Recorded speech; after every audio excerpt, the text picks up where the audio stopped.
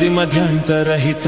ఆనంద తాండవ నటరాజ నిన్నే నమ్మి తిని శివయ్య మంచు కొండల్లో మౌన మునివైనా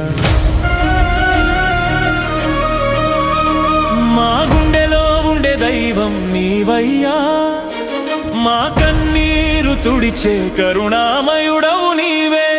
ఓంకారనాదంలో ప్రతిధ్వనించే ప్రాణం నీవే